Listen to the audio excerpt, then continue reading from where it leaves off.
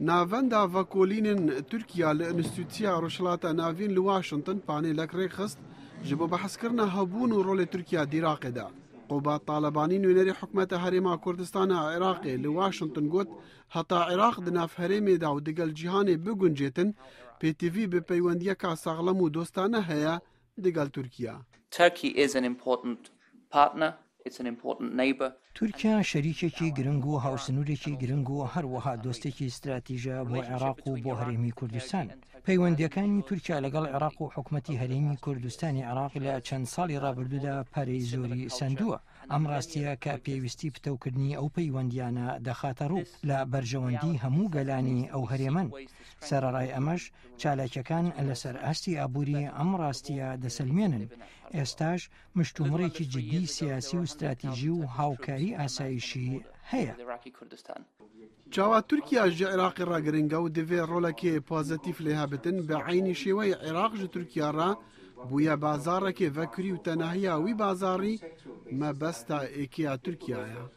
Whenever Iraq is stable, the region is stable, and whenever Iraq is هر دم عراق تناه بو هرم تنایا و هر جاره که عراق د قوناخکا بسر و بریه دا بو و کاریگری لسر هرمه هیا چونکو عراق لایان هفت سنگ لحرمه او گلک جه ترکی را گرینگه چونکو یا لچند سال بوری د عراق دا دبو کاریگری خراب لسر ترکیه دکر لو ما بستا ترکیه رول د عراق دا هبت لسر آستکی بلند حتی دمی که اولات تناه بتو گشه بکن و انقره پیوندی لگل توایا پیک هاتت جواکا عراق هیا.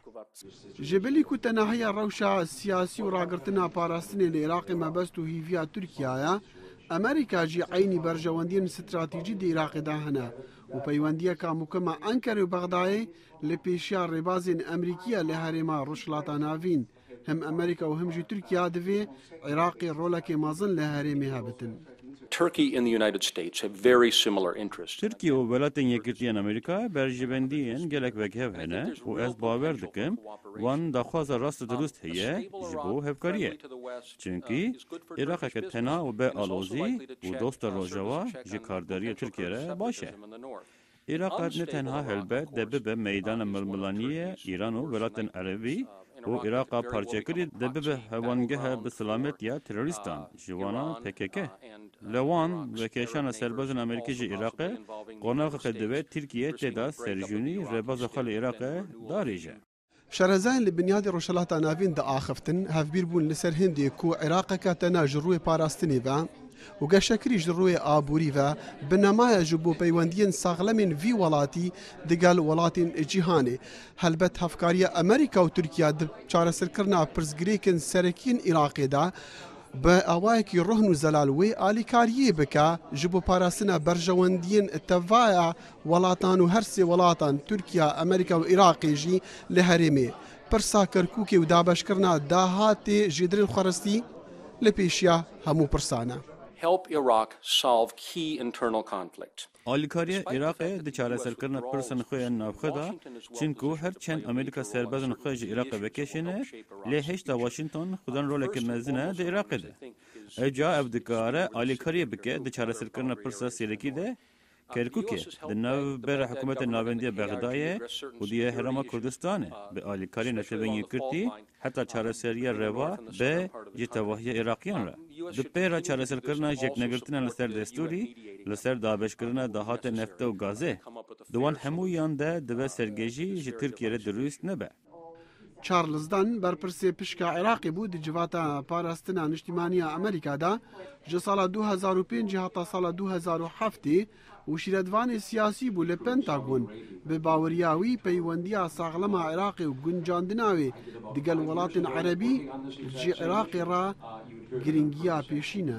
The United States should hold a frank dialogue with Turkey about Divê Amerîka diyaloge digel Tirkiye veke li ser girjiyên ku rengê li herême li paşeroje biqewmin û her wisa çawaniya vegerandina Iraqê bo nav civaka Erebî. Tirkiye torekê berfireh li herêmê heye û dikare digel Ereban karî bike heta wan pêtir hebûn û rol di Iraqê de hebe. Iraq is not an Arab country. Iraq is a multi-ethnic country. عێراق وڵاتێکی عەرەبی نییە، عێراق وڵاتێکی فرەنەژادە. ڕەنگە ئەم بۆچوونە بۆ وڵاتانی عەرەب زۆر بە زەحمەت پەسەند بکرێت یان بەرامبەر بەمە دڵفراوان نەبن، بەڵام ئەمە ڕاستیە. ئێستاش ئەبێ ناسنامەی عێراق ڕەچاو بکرێت، بەڵام ئەمە دەبێت بە گرفتی داهاتووی عێراق.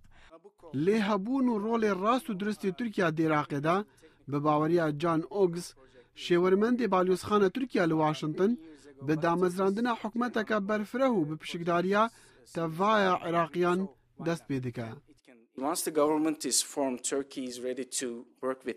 هر دمی او حکومت خود دامزراندن ترکیه دی آماده بید جنزیک و کاری دیگل وی بکد و ام بهیوینه هفکاری بکن سبارت پرسید کنکریت چونکه حکومت برفره لبغدای به باوری آمه دی بکارت سرداری لگل وان زحمتیان بکد اوین روبروی عراقیان دبن. پەرەپێدانی پەیوەندیەکانی نێوان ئەمریکا و تورکیا و هەرێمی کوردستان لەگەڵ عێراق گرنگە بۆ ئارامی ناوچەکە، بۆ گەشەپێدانی بواری سیاسی و ئابووری لە ناوچەکە، بۆیە ئەو بەهێزکردنی ئەو پەیوەندیە پێم وایە لە بەرژەوەندی هەموو لایەکە. عێراق بە چەند قۆناغی گرنگە ئەڕوا لەم فترەی بێت، کێشەی سیاسی ماوە کە ئەبێت چارەسەر بکرێن، حکوومەتێکی شەراکەت پێویستە پێک بێت.